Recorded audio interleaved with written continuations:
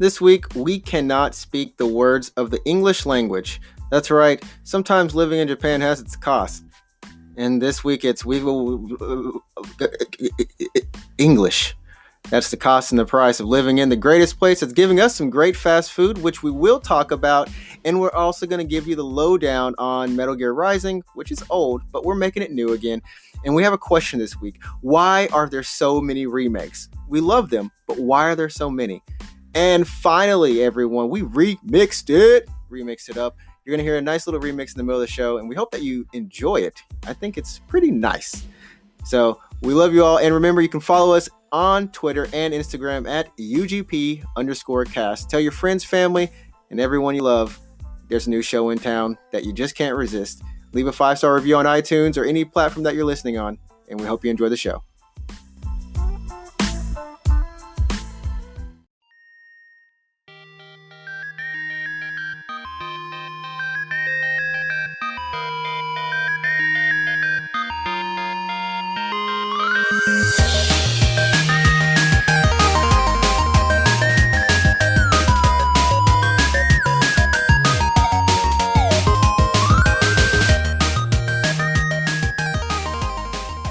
Hey everyone, welcome to the Unknown Games Podcast. This is episode number 22. Last week we were old enough to drink, and this week we're off to find a job. I believe that's the case. And I'm Adrian, of course, your host. And I can't say I'm alone because what would life be like if we were all alone? I'm joined with my favorite friend, Alex. What's up, Alex? And the best intro ever. What's up, I'm Alex. And today, I think we have a good show. I got to say, it's been, I did kind of come home today. I was a little bit tired, but I'm like, you know what? Got to knock this podcast out because that's what professionals do. Yeah, you do it because you have to. No, I do it because I love to. Of course. We do it for you. We do it for you, everybody. But yeah, we have a great show lined up for you today. And remember, you can always follow us on Twitter or on Instagram at UGP_cast. Tell your friends, tell your family, your dogs, your neighbors, and your cats. And your enemies. And your enemies, because you never know when the bully is actually going to become your friend, like a shonen manga. Yeah, I guess, yeah. So, yeah, we're going to talk about a couple of games that we've been playing recently. I know I've been playing Metal Gear Solid Rising. No, sorry. Metal Gear Rising. Yeah. Revengeance. I always call it Solid Rising. Like for some reason. It used to be Solid Rising, and then did you know the story or no? No, I don't know the story. So there's a tangent. Sorry. It just really short. It got announced as Metal Gear Solid Rising, and it was supposed to be a midquel between 2 and 4, explaining how Raiden became a cyborg ninja. How he became badass. Yeah, but then that game ended up in development hell, and then Konami canceled it. They just canceled it. And Platinum stepped in, and we're like, oh, like we actually like that concept. We're like, we want to make it. So then they just formed the project into Metal Gear Rising Revengeance. Okay. And it became a sequel to 4, and just kind of changed the story. But anyways, yeah. Okay. Sorry. Well, there we go. And then we've also got Apex, of course. I don't know, just checking in. It's our weekly check-in on it if we have anything to say. I think you've still been playing Tokyo Mirage Sessions, Sharp FE Encore. See, I got it right this time. I got it right. Right. You got it right.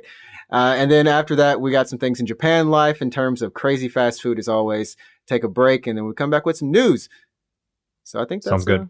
Sounds pretty good. So we're going to start with the games that we're playing. Yep. Like I said, I've been playing Metal Gear Solid. Darn it. No Solid. Why? Okay, I'm gonna do it. Metal Gear Rising Revengeance. Right. You can skip that last part, but yeah. Oh, but it just sounded really cool with my Revengeance. How are you enjoying it? You're only 4 hours in, maybe? I'm only about 3 or 4 hours in. You know what? This is the first Platinum game that I've actually. Okay, not the first Platinum game. It's the first Platinum game that I felt like I've kind of liked more so than. I don't know. There was just something about Bayonetta that irked me. It's really. Dude, what? It's character design or what? I think it's just the character design, just how much. She's too hot for you. She's too hot for me. And I look, it's like every line in that thin story. It's just like, oh, look at me. I'm Bayonetta. Let me flip my hair. Oh, yeah. I'm like, okay. So, anyways, it was the only game I literally wanted to skip cutscenes in. The gameplay, though, I loved. I love the gameplay in Bayonetta, and Yeah, it's Platinum. good. Yeah, Platinum Games, they don't fail on gameplay. Any game that they've made, even when they were Clover, shit is awesome and off the hook. So, Yeah, I think Platinum, that's their strength for sure, is just a battle system, a combat system that really hooks you. mhm. So, And yeah, Rising has all that. they definitely have that. And what I've really enjoyed is just how fun it is in terms of, like, you have like the I guess it's the Zangetsu or the Zansatsu So, Zandatsu. Zandatsu mechanic, where you just cut things just for the heck of it, just infinitely until it just explodes. Everything's just so action oriented in terms of the way you rip out the spines. I love that. I love that so much. Ripping out spines and other body parts. Yeah, and it's high risk, not high risk per se, but you want to be doing that as much as you can because that recovers all your health. Yeah, and it really does. Like the enemies, I'm playing on normal just because I want to enjoy the game. But I could, like, after doing the first 4 hours with 2 boss fights, I think hard is actually a better difficulty. If you've played action games before, like Devil May Cry or even Bayonetta or whatever, definitely step it up to hard. I think it's worth it. The parry system, it's not as intuitive as Bayonetta. I think Bayonetta has a much better I love Bayonetta. Yeah, when you do the perfect dodge, it's when you dodge, right, and then you get witch time. And you get witch time. And I love the counter weapon in Bayonetta. I think it's one of the last ones you get that literally you have to do perfect timings to get like witch time. It's so good. But yeah, this one, it's not as intuitive. You have to press forward and attack in the direction, not the direction, but the same, if it's a horizontal attack, you need to do a horizontal. If it's vertical, you need to do vertical. So you have to be looking at the enemy tells, which they do tell you when, they do give like a little warning when they're going to attack. But for me, I'm still kind of slow on the reaction, so I can't exactly tell when they're going to do a vertical or a horizontal. That's just my problem. I think it's just part of playing the game, because when you get to the final boss, you have to know how to parry or you're going to get wrecked. Gosh, it's going to be the part of my... I'm playing this on stream, by the way, chat. No, this is you're not chat. You're listeners. Listeners. You have to turn your brain on and off. Yeah, you have to turn it on and off. But yeah, I mean, maybe that's the part where I just end up dying a lot. Hopefully not. I'm really enjoying the kind of lance of longitude like weapon that I've got. Spear of hands, of arms, whatever. That one's a pretty good one. So I played the game when it came out on PC, which is a little bit after it came out on PS3 and I think Xbox 360. I think is out. Maybe, I don't know. At least PS3. Anyways, the last weapon you get is probably my favorite because it's like you can shoot it out and you can pull right in towards your enemy. Oh man, and that's one thing. Like Platinum, they don't disappoint on weapons. I gotta say, like when you hit like an unknown combo that you didn't do before, and this happened like while I was streaming too. Like I just started whipping these guys with the arms, and I'm like, what is like? I literally was just laughing and enjoying. That's what happens when you tap the secondary attack button. I think repeatedly, like you'll break into that eventually. Oh man, it just feels so good. So I'm enjoying Revengeance, Rising, whatever. It's amazing. I'm going to continue playing it. Doesn't mean I haven't stopped playing Kandagawa Jet Girls. I play it every once in a while. I'm thinking maybe to stream it just, 3 hours straight. I have unlocked the other story modes. Not other stories, but the other school stores. Yeah. I've unlocked 3 of them. And I found the mini games, like cleaning your jet, your jet boat thing. Are there sexy like side things you can do? Because in Senran Kagura, you can go into the change room and you can just like I'm not making this up at all. You can put up you can change them into different swimsuits and stuff. That sounds normal so far, right? Like a locker. So this has that kind of locker room. Yeah. Cool. And then you can, I don't even know how to explain it. It's like touch mode essentially. You can just like touch the girls in all these different spots. And then eventually if you get their excitement meter high enough, you can kiss them. It sounds like Catherine. Is that Catherine? Or I haven't played Catherine, but so this is a thing that you can do in Senran Kagura, and they encourage you to. Well, I mean, yeah, it's kind of a fun thing that the series has. It's one of the silly things. It's okay. I'm not judging you. But I didn't make it. But in the most recent one, kind of to go on what we're talking about recently with Token Raw sessions, is in that same vein. Mhm. is when the last one came out in English, they actually cut that feature out entirely for the English Uh, I could release. definitely Yeah. see them cutting like that. Like, and I haven't run into anything like that in Kanagawa Jet Girls. It's very wholesome. I mean, they still have their big breast to an extent, but they're very Uh-huh. much covered up. There's only like a couple of teams that have bikinis, and they give you bikinis, like you can switch the clothes Hmm. out. But I don't know. It just feels wholesome to Yeah, me. so it's a little bit nicer than I think. So Senran Kagura has that mode, and there's also a game called forget the name of it. It was on Vita, but it's the same. Same Ah, developer.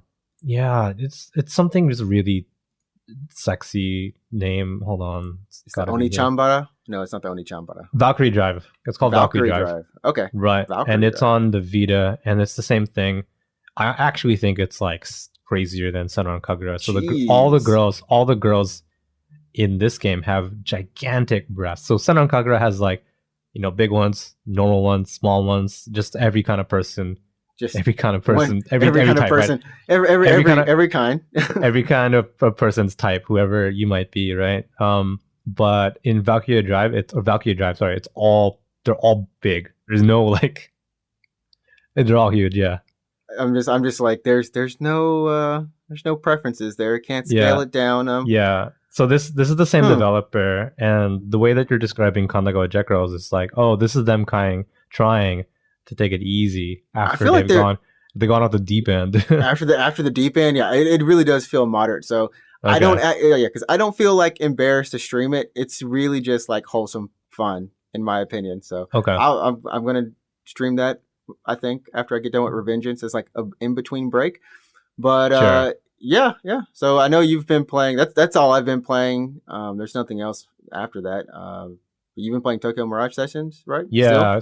Yeah, I'm still playing it. I'm trying to like get through it as well. At least before, I don't know, man, like FF7 comes out maybe. I mean, you've still got what 40 days or something like that. I think as far as I can tell, it's like a 50 to 60 hour game. I'm not sure. So the average It's length possible. Yeah, of a it's possible. Yeah, JRPG. you can do it.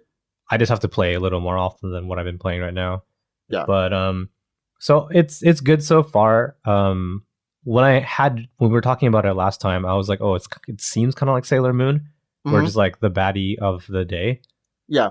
It really that trend is still going. So I finished the first chapter, and we took care of that baddie, right? Everything resolved pretty nicely. And now a new battery popped up. And then chapter 2, I just started chapter 2 tonight, Mhm. and then this new baddie, in really honestly in Sailor Moon fashion, like it's so much like Sailor Moon. Just the type of bad guys. They wear a mask.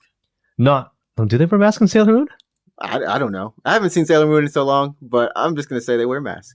No, but it's just like the normal human that's been like possessed. Oh, that's been yeah. possessed and is still trying to do the bit of taking the performa from people. Yeah, But so they've been taken over, and then they don't know what they're doing essentially. So they're and just you have normal. to free their heart. Yes, exactly. Oh gosh. Okay, so yeah, it really is like you said. It's the classic magical girl.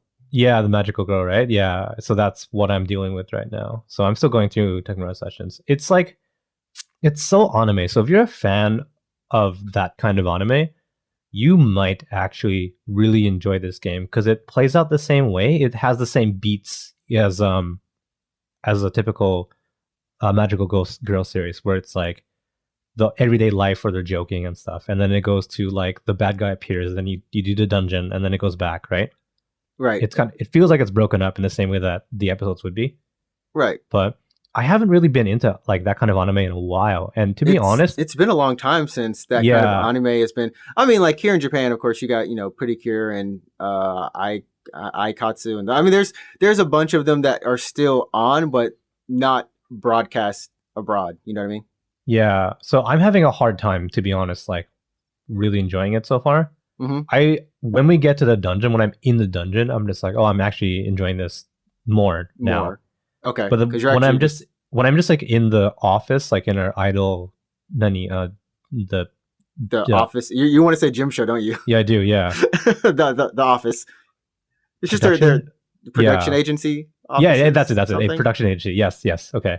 So when you're in that, I'm just like, I don't care. I don't care about these characters right now. I don't care about this story. Dang. Yeah. I mean, that is kind of harsh in the sense that at least the gameplay is good, but in an RPG like this, it's not like it's a shooter, right? You do need the story, you do need the character. So hopefully it gets a little bit better for you. Like Yeah, it I'm gets hoping like it will. something. And like, Yeah. are the Fire Emblem characters the I guess the kind of persona-like spirits? Are they adding anything to it, or are they just there? I mean, I feel like if you're a fan of Fire Emblem, you would have a way better time with it because you're like, oh, I love Crom. Like, yeah, it's cool. I love his deep voice, but Man, forget Crom. I I don't haven't care about played a that lot of dude. Fire Emblem, so So you it's just kind of know, like, yeah, it's like kind of, mute, moot it's like, oh, on that's that. cool. Like, I know these guys; they're their own respective heroes. Like, if I was playing Fire Emblem, these are big deals, right? But I haven't played Fire Emblem really, so you know. Yeah. Um, I'm just hoping. I'm hoping that I'm gonna get a little more into it. Well, I hope so too. I'm looking forward to hearing a little bit more of it. And, until then, we do have the game that continues to balance out the good and bad in our lives, Apex Season 4. Yeah. It's still doing. I do have a couple of questions. One, Havoc and Sentinel, are they actually worth using, or have you found them just to be kind of meh? The Havoc? You mean the L-Star? Oh, dang. That answers that question. So the Havoc is out, L-Star's in. Okay. No, And wait.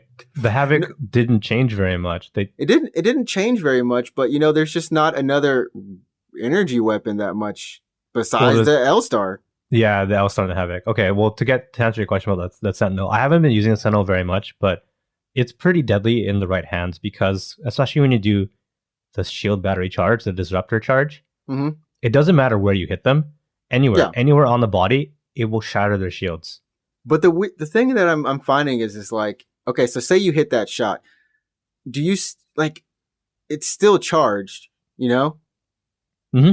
So it still does that 130 damage, right? If you hit them. If you hit them, well, headshot is 140, I think. Okay. Regardless if it's disruptor or not. But if you have disruptor on, it does 100 damage. Okay. Do you know what I mean? Yeah. Like it only breaks shields. Essentially, yeah. It's a shield breaker, and that's where I think a lot of people are kind of having a little bit tough time deciding if they want to use it or not because the rate of fire. And I've actually I've tried to use it, and it's all right, but I found myself wondering like, should I just go back to use a longbow, which I can't find. I can't find longbows that much. They're like rare now. Yeah, they're hard to find. But here's the thing about the Sentinel is that it has a fast weapon swap time. So if you can shatter a shield with it, you can switch to your secondary a little bit faster than normal. And you can, if you have, let's say, a P2020 with disruptor rounds, you can shred. You can just down. You can down them. Okay. So you're talking about like a mid-ranged Sentinel. Mm-hmm. Okay. I can see that. I've been on Wingman and Peacekeeper. Yeah. So like I was kind of dunking on the L-Star when it was a gold weapon because it was a rare weapon and it sucks. Like I would never land shots with the L-Star. And then they did gold duos and it was everywhere. Yeah, and I still couldn't land any shots. But like now that it's a normal weapon, I've actually been using it a lot and I've been landing shots with it. Like if you can get into mid-range with the L-Star, it does a lot of damage. Are you finding burst better or just like, because I like just shooting it just continuously. Yeah, so here's the thing. But you know that like if you hold it down, it overheats and then you have to do a reload animation, right? Right. But if you stop shooting and you wait a little bit and then it kind of cools down. But what you do is you have your secondary. Let's say your secondary is just like swap? Yeah. So you have like an R99 or a Prowler with a select fire on it. So you use the L-Star first and you hold it for like 2-3 seconds just before it overheats, swap to your secondary, continue shooting. Once you're out of ammo on your R99, go back to your L-Star and you're good to go. That's there. So that's like 6-7 seconds of just bullets. Just bullets. Yeah. And there we go, everyone. That's Alex's Apex tip of the week. Yeah. Just the tip of the week. Just don't use that on me. Yeah, just don't use it on us. Use it for us to take out your enemies in a very loving manner. Get that win. And like I said, we got some news in terms of Japan Life, our life here in Japan is blessed with fast food. That's just such a strange thing. I don't Fast food, fast, as if no other country in the world is fast food. But yeah. It's like you don't have fast food like Japan fast food. Yeah. This week we both did a couple of reviews. I'm going to be throwing up the review for the Gohan burger that we talked about, I think last episode or the episode before. Something like that, yeah. Yeah, I'm going to throw a video review of that up. But first, old boy Alex decided to try out the heart pizza from Domino's. Yeah. So Domino's is already doing a limited time pizza that it's called the Ultra Cheese, where they just put a crap load of cheese on their pizza. They're just selling Ultra Cheese pizza. Yeah. And then in the middle of that limited run is the Heart Ultra Cheese, which they were doing for like 3 days or 4 days or something around Valentine's Day. So it's literally just a heart-shaped pizza, or it's supposed to be at least. Supposed to be. It's they tried. They tried. Yeah, and I got really curious, and I was like, it was so Valentine's Day was Friday, right? Right. So I was like working, and I'm like, oh, you know what? I'm in the mood. It's Friday night. I kind of earned it. You earned it. Did you at least buy your significant other this pizza? Like, well, no, it came before my girlfriend even got home. So dang. Yeah. What was meant to be for two was actually I ate it. I ate the whole thing. Just for myself, by myself. But anyways, here's the thing: the pizza is it's an M size in Japan, which is basically an S size in any other country. Right. So if you're listening from North America or probably even Europe, Australia, just imagine a small pizza. Yeah, just a personal pizza. Right. For how much did it cost here? Oh my god, it's like $20. Okay, so for double the price or triple, basically. Yeah. So it's a personal sized pizza with so much cheese. I didn't take a picture or anything about this, but like just imagine biting into a pizza and then looking at the cross section. Right. And the cheese is like 3 times as thick as the crust. It's just like cheese crust. It's so thick, so much. So you're just eating cheese essentially, right? It's so cheesy. You're just making yourself constipated. Yeah, I mean, I did not feel good. I didn't feel good. I remember. I was gonna say though, I remember over Discord, Alex just sends me a message that just says, "I think I'm gonna throw up." I'm gonna throw up. Yeah, that was. There was no context. It was just, I want to throw up. I'm gonna vomit. That's what I said. I felt bad, so I was hungry because I skipped lunch that day because I was like, oh, I'm ordering pizza tonight. I want to balance my calories a little bit, so I skipped lunch. And by the time the pizza came, I was decently hungry, so I just chomped down. I was like, yeah, I'm gonna eat this. I'm kind of hungry. It's not great, but I'm really hungry, and I like pizza. I got halfway through the pizza, and I was like, oh man. This is not good. Cheese is heavy, and you were talking about like balancing your calories, and I threw a video of this up on the Twitter, so yeah, you can go check it out. You can see him eating it, and at the very end of the video, he's just like, "Oh man, I wonder how many calories are in this stuff." 3,000? Was it 3,200? No, it's 3,885. It's even worse. It's almost 4,000. Yeah. It's like 4,000 calories for a personal pizza. That's just... I ate that on Friday. And then here's the bad thing. Is like I went to bed not feeling good. I woke up not feeling good. And it was Saturday, the day after. And that's when I went out for dinner with my girlfriend. Yeah. For Valentine's. So I went and had like more food the very next day. But it wasn't pizza, so that's no, it was good. Pizza. What? We went to like an Italian restaurant. And I ordered one of the fancy restaurant pizzas, and so I had pizza, and then I had leftovers actually. So I had pizza 3 days in a row. Yeah. Make sure you have a laxative ready because you got to get that bowel movement. I'm as concerned for your health. You got to get that, relaxation, that laxative to just let the cheese out. So you can catch like an edited video of me eating on Twitter, but the full thing is actually on YouTube. I don't think we've ever linked our YouTube, but yeah, we didn't. I always forget to link the YouTube, but yeah, the full thing is on our YouTube, which you can still always find it.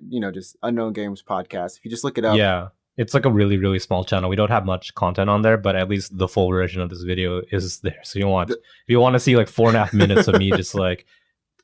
Just confused at what I purchased, and yeah, that's on there. My favorite part, is at So it's at the end when you look at the calorie count, but it's Yeah. right before that, and you just take the box and you just toss it to the side, and you're like, well, that was that. If you want it, you can also have it. I threw it on the ground. It just made this huge like noise. The pizza box hit my floor. Oh man! So Yeah. I mean, at least your experiences was at least exciting. Like, and when I put the Gohan burger though. Gohan burger, that is some crap. I had the same thing. I didn't take a video of it, but I ordered it like just personally. Like I went to McDonald's. I had it too, and I know what you're saying. It's not great. It's not great. So like it's rice instead of your normal hamburger bread patties or bread buns. It's rice, like just 2 patties of rice that they kind of squeeze together, so it doesn't fall apart. Together. But it's the thing is the rice isn't, and I don't know if they have this in the U.S. I'm pretty sure they do have like microwavable rice, like we have like Uncle Ben's or something. Oh no, you're thinking of the plastic tray rice here in Japan, right? Yeah, the plastic tray rice. So it's this kind of sticky rice that isn't sushi rice. It's not sticky rice. It's just preserved rice that you heat up in the microwave when you want to have some rice to eat and you don't want to cook it. Yeah. And that's what it was. So it feels almost like, or the texture is like a squishy. I don't even know how to describe mochi, but it's squishy. It's not firm. Yeah. It's not. What's mochi in English? It's like soft. I'm having a hard time speaking English right now. This is what happens when you live in Japan too long, everybody. How do you describe mochi? It's like sticky, squishy, sticky, right? Kind of like it's like a fluffy, sticky kind of thing. Fluffy, sticky. Actually, the best way to describe people, I bet everyone's had like Korean, and at Korean barbecue, there's the tteokbokki. It's almost like a little cheese. Like they look like cheese, but it's not cheese. It has that texture. That's what mochi kind of is. But yeah, I got the teriyaki flavored because I'm like, what goes better with rice than teriyaki? And what says Japan better than teriyaki? I thought the same thing, dude. I was like, if I'm gonna get a rice burger, I'm obviously gonna get teriyaki, right? Because the other choices were just like a normal burger, like meat patty, and then chicken, right? Fried chicken. I was this close to getting a chicken burger. Not even baked chicken, but fried chicken. Yeah. Like, so I was gonna get the chicken one. I was like, that's weird, isn't it? It's like a McFillet kind of thing, like chicken fillet with cheese and rice. I'm like, I'm not into that. So I got teriyaki. I'm like, I unwrapped the burger. Yeah. My first reaction was just like, I made a mistake. It's because like, so the first thing you see is that their sauce is like just flowing off. It's everywhere. There's teriyaki sauce and mayo just mixed there, and like it's all in the package, like all just in the wrapping. And then you get to the rice, and you're like, "Well, I don't want to touch the rice," so you eat. It's so gross, right? Oh god, it's a nightmare. You're trying to like hold the burger in the wrapper without actually touching the burger because you don't want to get your hands messy. And the rice is smaller than it's actually not even teriyaki chicken. It is sausage. It's teriyaki sausage. It like sticks out. Like the patty is way too big for the patties. Like the beef or the meat, right? Is too big for the So it just sticks out. You're just eating sausage, and then for a little bit for the first 2 bites. For the first 2 bites, and then you're eating mayonnaise and teriyaki sauce, and then in there's just like whatever that mochi kind of that rice is. You don't even really taste the rice. It doesn't. Yeah. There's no crisp to it. There's nothing. It's just it was really soft. So I think I might try the chicken one just as like a second opinion. You know what I mean? Get a second opinion. But legit though, again, and I'm gonna say it again: if you guys are in Japan, get the black hot at KFC. Get the black hot. Really you can't go wrong with that black hot. Really good. Yeah. Cannot go wrong. We both testify on that one. Yeah. I was so shocked when we tried it that one time. I was like, oh crap, this is legit. This is good. It was legit. It was good. I could have ate like 2 or 3 of them. It's the perfect size, good price. Yeah. We can't sing enough praises to the black hot. Anyway, so that's our segment on Japanese fast food. Join us next week for more, Yeah, the best in the nation or in the world. You'll have to find out next time we come back. But that's going to do it for this half of the show, everyone. And I think this next part, you're going to be a little bit surprised because we have done a little bit of remix to the sponsorship. I don't know why I was. Why did you say it like that? Because I had to remix it. I had to remix everything. That's not about a remix. That's just you. No, it's off. See you guys after the break. See you guys after the break. Hey, Adrian, never thought about making a podcast? All the time, except for we are already making a podcast. No, but I mean like a different one, maybe a better one. Sure. Yeah. So I was on the internet. I was trying to figure out like what's the best host for a podcast, or pretty much how can I make a podcast. And I think I settled on Anchor. We're already using Anchor, buddy. Wait, are you serious? Are we actually? I'm actually serious because it's free. And of course, we're on like Spotify, Apple Podcasts, and like Google Podcasts, and so many other places. Wait, how did we do that though? Anchor did that for us. Oh, just like automatically, right? Anchor just distribute your podcast for like free? Exactly. Wait, I thought you did the research. Yeah, well, I kind of did, but I do know that Anchor will help you make money from a podcast. Cash money. Cash money grabs. Exactly. That's how we're making money right now, I think. Absolutely. Like right at this very moment. At this very moment with this sponsorship. Well, I mean, also Anchor has some pretty cool creation tools that let you record and also edit your podcast right from your phone or your computer. Because I know you got one of those, probably. I do have a computer, but I don't have a phone. Well, whatever. You can still make a podcast because in 2020, there's no reason why anyone shouldn't have a podcast. Everyone deserves a voice. That's my opinion. Yeah. Well, Anchor is just everything you need to make a podcast, but just all in one place. You can download the free Anchor app or go to anchor.fm to get started. Enjoy the show, everyone. Thanks for listening. Oh, thank you.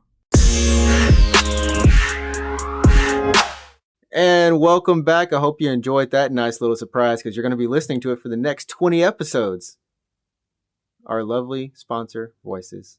Yeah, it's like an anime season where they do a new opening theme every season. Every season. Which means or every half season, maybe. Does that mean we're in like a new season then? Sure. Yeah. Second arc. We're in the second arc. Welcome to the Unknown Games Podcast, Arc 2. Everyone knows that the first two arcs are always the best and they drop off. Dang. Like Bleach. You've seen Bleach, right? Oh, let's not even get into Bleach. I've seen Bleach. I've read Everyone Bleach. Everyone knows that after Soul Society, that series is just after Soul Society. That's why bother? Because why bother with an entire arc that was legit filler? A legit filler arc. You're talking about the Bount arc? Yes. But I mean, like, even after the Bount, like when they go, except we're getting off. Anyways, yeah. It's not all bad, but Soul Society it's all bad. It's all bad. The highlight there. It's all bad because our boy Sato, Chad, can't even can't do jack squat. No one can do Doesn't he have a comeback when they go to like, what is it? Hueko, whatever, like he gets his butt world? beat. He spends an entire like 10 episodes or whatever beating up this one guy to then have Grimjaw come in, slap the crap out of him. Grimjaw, and then Ichigo comes in. He's like, Ichigo, I'm sorry, I failed you. Ichigo comes in, slaps down. Yo, Chad, thanks for buying time, bruh. I'm going to finish this up. What is this? Yeah. You didn't like that arc when they go to the Hollow, what was the name of that world again? It's called Hueco Mundo. Oh yeah, like you didn't like that arc at all? Well, me and my friend, there's some major things in that arc that me and my friend always talk about. Number one, you maybe should have not just guns blazing. You can sneak in, you can try. Yeah. Number two, Ucleora, dude, straight up beat Ichigo. I don't care. Yeah. I don't care how you look at it. Ichigo, you Game Shark the hell out of that. Oh, he did. What was his trump card in that fight again? He just came back to life because Orihime did.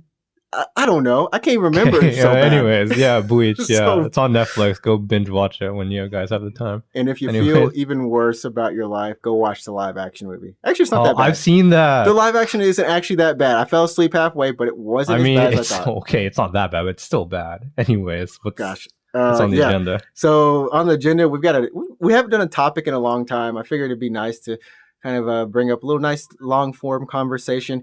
And with that, I actually had someone write to me who's a listener of the show, and they were like, because we've been huge on Final Fantasy VII remake, and new trailers they put out. This was so good, but they asked me like, wouldn't it be so much better if we had new IPs instead of all of these remakes? We've had Resident Evil 2, And of course, we got Final Fantasy VII Remake coming up. We had Link's Awakening Remake. And Mhm. even like Tokyo Mirage Sessions, it's not a remake per se, but it's just, but things just coming back when they don't really need to potentially come back. I don't know. How do you feel about that? Do you feel that these companies, or especially the bigger companies putting out AAA games, should instead be using their financial resources and development time to give us something new instead of something old? Like if you look at Square, have we got a new IP this entire generation that wasn't on Switch? Octopath, right? I think that's it. Bravely Default. Did that come out yet? I mean, yeah, it'll come out. The first one did. The first one, on 3DS, yeah. For Capcom, we've just had remakes and sequels. Nothing new came out of Capcom? I don't feel like anything new came out. We've had, their biggest year was Devil May Cry, Monster Hunter World, and Resident Evil. Oh man, that's it. Because all these games have taken so long to come out, and then the surprises have been the remakes at the end. Right. Okay. Well, I mean, for some of these companies, yeah. At least what's that company? Koei Tecmo. Code Vein is new, right? Code Vein is new. That's right. That's one new IP, and I don't know how or why it existed. Maybe because God Eater did something good, bad. I don't know. Anyways, yeah, you're right. Code Vein. That's a good example of something new we had. Mm-hmm. But a lot of people enjoyed the remakes because they're good. They've actually been good. It's not just some HD remaster. Right. So to answer your question, is it necessary? I mean, you can take both sides for it. Obviously, I can understand the appeal of like, we've seen this before. I want to see what you can do now. But because a lot of these games are old, so FF7 came out in what, 96, 97? 97. Yeah. 20 years ago. Yeah. Mm-hmm. So at the same time that there are people growing up, or I guess now are a lot older, who are nostalgic, super nostalgic for a game that they loved in the past, and they would be willing to kind of play it again with new eyes. And sure, you can be like cynical and say like, oh, that's just Square kind of taking advantage of nostalgia, right? And like, basically charging us to relive our memories. Aren't there also like game developers who were like probably inspired by FF7 who now themselves work at Square and like, I want to do this, like it's like I want to work on like this is my dream project, like this. I think it's a passion project for a lot of people on the team. So I think, I mean, I can see where you're coming from on that in terms of, a lot of the people that are buying these games are now of age to where they can actually afford them, right? They played them when their parents bought them, bought the game for them, and now they can go back, they can buy it, and like I said, it's nostalgia, and it's all these memories and seeing what they remember or seeing what's changed, and especially like with Final Fantasy VII or even Resident Evil, all the speed runs that some people do, or even just yearly they go back and revisit it. It's part of their DNA. So I think that it's great, but then on the other hand, you're not getting anyone new potentially. Like there's people who are like, "What? Why are you so excited about?" It's like Shenmue 3. Like, why? Yeah, exactly. Okay, yeah. No, I know what you're saying, and I think there's an argument on both sides, right? Mm-hmm. For sure.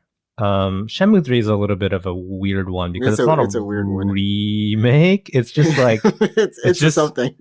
It's just people are just like, oh, just finish what you started. Just finish what you started, and like, okay, fine, we'll finish what we started. But I actually don't mind remakes if they're done very well. So FF7, it's not out yet. We don't really know, but they're saying like it's expanded. We're rewriting the story. We're adding things. We're making it, basically a new game essentially. Yeah, and we did have the actual opening sequence. Oh yeah, did you see it? Yeah. I watched it. It was good, and then I watched the comparison because I totally wasn't going to remember 20 years ago what it looked like. It's way longer now, right? It does have the first part is new. Yeah, and they show you the upper part of Midgard, like the upper plate, and it's just like, oh snap! This is like stuff that we haven't really seen that much before. Yeah. Yeah, and it was good. And then we get to Aerith, and I'm like, gosh, darn Yeah, it, why are you she's cute. so... Yeah, she's so cute. Man, I I have a can't question. find you. And Yeah. I don't know if you felt the same way. So when they show the new part, essentially, where they show the upper plate, the city of Midgar, Yeah. I don't know what it was, but I had this weird feeling when I was like, oh, that's Midgar. Like that's a really modern looking city. Because like when I think of Midgar from the original game, it's always that like dirty underbelly, right? Yeah, that's all we ever see, the slums. That's all that I know of Midgar. So like my image of this city was like this industrial, not like hellhole, I guess we'll say it. Like it's just like this it's been run down. The city's been run down, and this planet really is suffering. But when it showed that part of the opening where it's like this thriving, nice, there's actual people kind of city, enjoying life. You know, there's like it's office buildings and cars and stuff, and I'm like, oh, that's part of this world as well. And like it was a weird feeling for me because that's not a part of Midgar that I like remember or think about. And it's definitely not even a part that's shown in any of the kind of, I guess, compilation of Final Fantasy VII. So it's good that they're taking the time, and you know, there's another new character they announced, and they're trying to add some new elements, so it does have a little bit more life in it than just, hey, we're doing a remake, and we know you're gonna love it. Here it looks great. Eat it, you know. Yeah. And I think, you know, on the other hand, things like Doom 2016, you know, okay, yeah, reimagining and also keeping. Oh gosh, Doom 2016 is too good. Good game. It's too good. I mean, they took the feel of Doom and actually transported it into 2016. The way you move, it still has that same movement feel as it does. Doom. Yeah, because it's like really fast. You know what I mean? It's fast, but it feels like you don't stop on a dime. I don't know. It feels like I'm playing, and I played on PS4, but it felt like I was playing on, you know, like a PC almost. On a PC, just like I did way back. And it was crazy. So I think, like you said, nostalgia is a huge thing. And what I hope is that a lot of these older games that are being remade can actually fund newer IPs for the next generation. Yeah, I think that's part of it as well, because when you take a project like FF7 remake, obviously it's going to cost a lot of money. It's going to cost a buttload of money just to get everything out, advertising, to pay these teams. Development costs are going to be through the roof, I bet. But it's almost, and I don't work at Square, and I don't certainly do accounting for Square, but I feel like it's a guaranteed profit. Do you know what I mean? Yeah, for better or worse, they're going to make their money back. Well, I don't know back, but they're going to make a lot of money. Yeah. So from Square's point of view, it's more or less a very safe investment. So they could use that to fund whatever projects they want. And I think that's a good point you bring up. It's a safe investment. And I think we see the same thing in the movie industry. Like if you go to the movies, there's just like every major studio, they only release these surefire kind of blockbusters that they feel are going to be hits and bring back the money, you know? Yeah, like we know every Marvel like MCU movie is going to bring in the money, right? There's got a freaking channel for it. The whole Disney section for them, you know? There's no question they cost a buttload to make, but there's no question that they bring in money. And I think that's one of the bottom lines for a lot of the companies. And I think to put a positive spin on the whole remake thing, is that now, even in movies or in games or even in books, we all have like this ability to self-publish or to make indie films, indie games. And I think that those, I remember when we used to get I used to get excited, like, oh snap, man, someone's making an indie game in like pixel art. That's hype. Yeah. And now it's like, shit, another pixel art indie game. Everyone can do it. Yeah. But they're all, I gotta say, like, you know, I just bought Hyperlight Drive. No, sorry. Hyperlife Drifter. Hyperlife, yeah. And then I also bought Moonlighter. And, you know, there's Celeste. I mean, there's just all these nice quality, solid indie games that I think fill that gap of, okay, maybe you're not getting original IPs from the bigger companies now, but you're getting these original IPs. Yeah, but you're getting these original IPs. Yeah, that's fair. So how about you? I mean, I don't think you've you might have mentioned it just now, but like, are these remakes necessary? Do you like them? Do you like these remakes? I don't like them because I end up buying them again. Okay, so you do like them, right? Is what So you're I saying. do. I like. For me, as a person who's I've bought games and then sometimes I forget to play them. Mm-hmm. I'm actually like, I hate the fact that it's on me that I didn't play it, but I'm grateful for the fact that it's being updated and brought to a new system, Right. and I can buy it again. This weekend I bought Okami again. Oh, did you? On what, PC or PS4? On PC. Okay. I own Okami on the Wii, the PS2, and the PC. On the PC now? And the PS3. Oh, okay. Oh, what's the one on PS3? It's called HD Edition, right? And I think the one on PC now is called what? Definitive Edition? I'm not sure. Definitive or Shadow. It had like I think some Japanese kanji in it, but probably Zekkeiban. Maybe. Yeah, I could look it up. I don't know. Oh, because I bought the Japanese copy on PS4. I'm pretty sure it's Zekkei, which is like ultimate. What? I don't know. What's like really nice looking picture version. Sorry, we'll call it the definitive edition. Yeah. So I'm having a hard time just thinking in English right now, but yeah, it's so hard. But no, I mean, like I do appreciate them. I think that at the end of the day, it's our choices whether we want to buy it or not. I think as long as it can fund a new IP, I'm happy. Oh, so that's your condition. That's my yeah. Okay. That's well, for me, I mean, I don't mind because like it's a lot of these well-loved games from the past, and not all of them, but at least for me, for FF7, let's say, it gives me a chance to share with people who have never played the original to kind of like. It sounds really bad, but it gives me bring it back. It gives me a chance to like pimp the game to someone who's never played it. So I can be like, "Oh, you've never played like Resident Evil 2, you have to play it. You have to play it." And then maybe they'll get the remake, and then we can, start talking about a game that I love, right? Yeah. So it gives a second life into this, and it franchise, also into this community. So it allows you to just like like Resident Evil, you'll be able to go through eventually all of them and updated graphics, at the very least. So like you said, you can introduce your friend to them and get hype and talk about it. The only thing I have to say is I really want some obscure ones now. like what? Code Veronica, or not even? No, I don't think anyone wants Code Veronica. But you're thinking of Zero? I'm thinking of it starts with an X. I know it won't make money, Bandai, but you can. What are you talking about? Project Cross Zone or what? Nah, just Namco Cross. Just Xenosaga. Oh, Xenosaga. Just Xenosaga. Everyone keep bringing it up. Or Chrono Cross or Chrono Trigger. Shit, Chrono Trigger. That's sure money there. I know, but I gotta want it. Chrono Trigger. What are you doing? Chrono Trigger. Just make it again. just make all of your Square Soft games again. Done. Like Vagrant Story and stuff like that. Vagrant Story. Just do it. Just do it. We just gave you money. Just gave you money.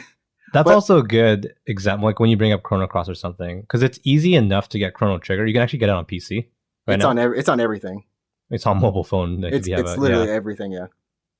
So it's kind of easy to get Chrono Trigger, but it's not easy to get Chrono Cross. You have to get it as a PS1 classic if you own a PS3 or a Vita or a PSP, or that's it. Or you buy a physical copy. There has to be something with either licensing. There's got to be weird thing because.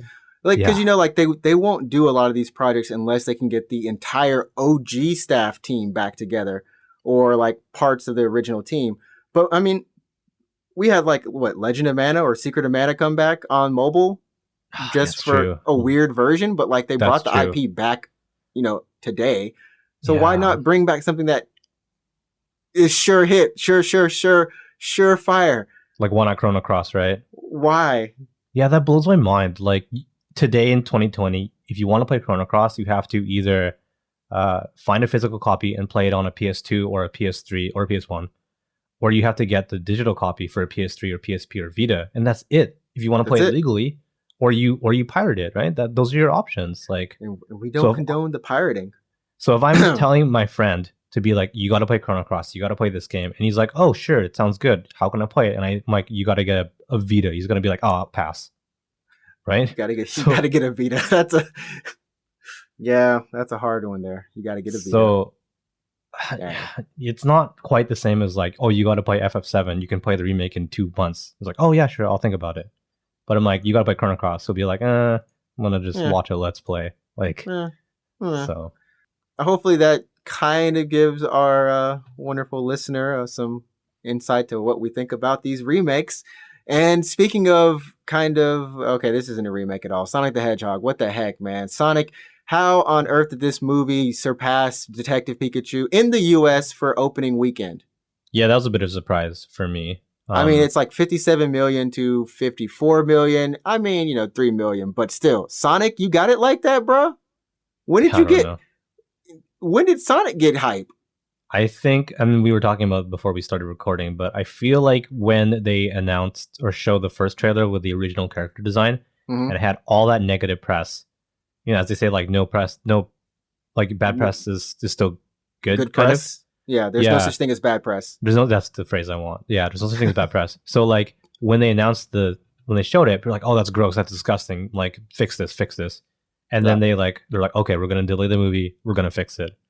And then now that they have fixed it, I think a lot of people are just like, how is it now? How did you fix it? And then people are just kind of curious. Just so they're curious, right? Oh, I'm gonna check it out. It's been received pretty well. I think I've seen a couple of the Rotten Tomatoes scores, or it's like similar to Detective Pikachu. It's not that far off, so they're in the same vein. And I don't know. It came out over Valentine's weekend in the U.S., so couples. You have super romantic movie, yeah. It still blows my mind. Sonic is such a rough IP. You know what I mean? It's gone up and down so many times. If you would have asked me, up, it's gone down and then a little bit up and then down again. It's gone down more than up. And for every time Mario has taken a step forward, Sonic is like just drowned himself. What's your favorite Sonic game of the last 10 years? I haven't played Sonic in 10 years. Oh, really? I actually can't even answer the question. I said funny. No. Like, for me, it's probably Generations. Oh yeah, that one was actually good. Generations was good, and then when they showed the teaser for Sonic Forces, when they had Modern Sonic and Classic Sonic together, I was like, "Oh, it's gonna be a Generations sequel." Generations was so good. I'm so excited. And then Forces came out, and I was like, "This is not what I asked for." You get every other Sonic game, or every other Sonic game is the good one. Yeah, but I played Mania, and that was pretty decent. Oh yeah, but that's just like straight retro, right? If I remember. Yeah. It really just feels like a sequel to Sonic and Knuckles. That's how retro it is, but that's how well done it is. It just really feels like a lost Sonic game. And so that's happening. If you've seen the movie, definitely let us know what you think about it. Tweet to us or leave we can't see it for another month. Yeah, we can't. Japan doesn't get until like March 27th or some. It's like the end of March. Like, why do we have to wait that long? Sonic is special. Maybe they want to do a special rollout. I don't know. Okay, I don't know. I just want to see it now. I was like, "Oh, Sonic's out. Let's go watch it." And I like look up showtimes, and I was like, "It's not even on." Like, when is Sonic out? And I looked at advanced ticket sale, and it's like March 27th, and I was like, "Why? Why? It's special. Special. Right. Sonic is coming home, and what else is coming home? I can't do any transitions today. We have. PS5 is apparently having a little bit of difficulty in terms of narrowing down that cost. Now, there's some reports from Bloomberg saying that you're going to have to help me out on this. Do you say NAND memory? Yeah, NAND flash. Yeah. The NAND flash and then also DRAM is causing the price to be around $500, like $450 basically. But in order to either make profit or depends on how Sony wants to play it, they can either sell it at $500 or they could sell it at $400, take a loss. It all depends. But that's the kind of update in terms of PS5 for this week. I don't know what NAND is. So NAND flash is basically the SSD like material. So that's what they need to make the hard drives, the SSDs for the console. Okay. And DRAM is DRAM. It's like, it's just RAM. Just RAM. So I've heard about this. So there's been a global shortage of DRAM and NAND flash like in the last couple of years. So the price of RAM especially has been so high. It was really bad a couple of years ago. So when I went to build my last computer, a 16 gig kit was like a little under $100. Jeez. And then, well, that was the normal price. And then like after the shortage happened, the exact same kit that I had in my computer was like $200. Like it had just doubled in price. Okay. See, I wanted to get a 16 gigs of RAM. I have 8 gigs right now. I want to get 16, get a new graphics card eventually, and tidy up everything. But nope, not now. Nope. Well, yeah, you might just have to wait. To be honest, though, I think maybe you should have jumped on an SSD sooner. I have a nice SSD though. The SSD. Oh yeah, you do have an holding SSD. Up. Yeah, SSD I mean, if you want a bigger one, you might want to. I don't know, and we'll see where it's going. But I also think that part of the shortage might be because of smartphone manufacturers, because like Samsung just announced their new phones. Apple is no doubt starting, getting ready for their new iPhone this year. The new iPhones, yeah. So the production is starting to ramp up, and those components, like those phones, use the exact same components, right? So that's going to cause a shortage as well. Because these phones didn't used to be 3 series. Now they're, they used to just releases. Okay, here's the iPhone this year. It's in 2 models. Now here's iPhone this year. It's in 3-4 models. You know what I mean? So yeah, and they're trying to sell it to like so many countries at the same time, and they have a certain demand. And how many iPhones does iPhone sell in the first like 3 months? Like a couple million, right? Million, yeah. It sells a lot. And to add on to that kind of delay, or I don't know if this is having any effect right now, but of course the coronavirus. I hope I said that right, because every time I say corona, I just think I think it's coronavirus. I think so. Okay, yeah, the coronavirus is, that's still causing some global shortages. I did find a story about Nintendo, of course, and it's affecting their Switch production and Switch shipments for accessories, and of course the actual console itself. Now, like some of these shipments, of course, have already shipped. Like this month and maybe next month, but it's down the line. And this isn't just for Nintendo, but it's for a lot of other manufacturers and companies. There we go. Also facing similar delays. So I don't know if this can actually play into the PS5 or any next gen stuff, but hopefully this coronavirus can get under check. Yeah, especially because we live in Japan and the Tokyo Olympics are this summer. I don't want coronavirus plus. I don't want millions of people streaming into the city. Oh goodness!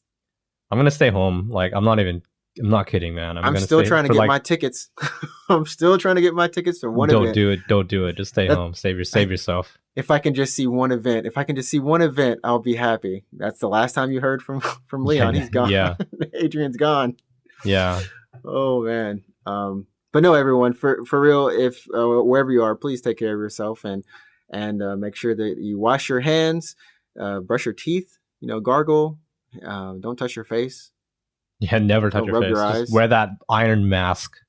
Wear the iron mask. Try to be cautious around other people. If you got a cough or sneeze, cover your mouth. And just remember, masks aren't always necessary, according to the CDC. You know what I wanted to do as a half joke? Because I also a part of my sense of humor is getting reactions out of people. So how in Japan a lot of people are just having the paper mask, right? Yeah. I wanted to get a full on ski mask, like what you would find as part of a hazmat suit or something. And you just want to get a biohazard, dude. If you went in with a hazmat suit on, I would just go outside like that. Yeah. If you walked around the street in a hazmat suit, I promise you, people would start freaking out, being like, "Oh!" And if you had just a garden spray hose. How they have a pressure washer hose kind of thing? Yeah. That they use to spray down. It's oh gosh, if you walked around. That's so funny. Oh, that's so bad, guys. The police stopped me. I'm like, oh, I'm just protecting myself. I'm protecting myself and washing the streets for everyone else, cleaning the germs up. If you go on Amazon right now, you can find some pretty impressive masks, heavy duty masks. Oh man. Not saying you should do it, but I'm saying if you want to do it, you can do it. It's crazy, man. I mean, it's a normal-ish flu, but it just has a lot of different variants, I think. Yeah, because I don't know. I had to look it up today just to kind of educate myself on it. But if you feel I don't know. I don't know why I'm just I'm being Papa Adrian today right now. I'm but if you feel yourself, if you have a fever, feel like you're short of breath. I forgot the other symptom. There's one other symptom, but it's basically it's a common cold symptom. That's all. That's it. That's spooky because like you don't know if you have a cold or not. Yeah. Dang. Well, Okay, well, if you're like me and you never leave your apartment, that's how you're immune. You just don't go outside. just don't go outside. And if you're like me, just keep playing Apex and you'll be fine. Sounds good. I'm That's gonna play it. Apex right now. That's it, everyone. I hope you all enjoyed the show. Remember, you can find us on Twitter and Instagram. We're doing great things there, and hopefully soon to be doing some great things on our YouTube. You can find us at UGP_cast on Twitter and Instagram, and then just type in Unknown Games Podcast for the YouTube. Leave a like and subscribe on all of those channels. And like I said, we update. We try to get everything nice and tidy for you. Put out some cool stuff, what we're thinking, what we're doing, or I don't know. That's about it. Alex, you have anything else? Good? Go play Chrono Cross legally. Yeah, go play Chrono Cross. Remember, you set the tone. Have a great day. Go play some games, and we'll see you next week for episode 23. See ya. See ya.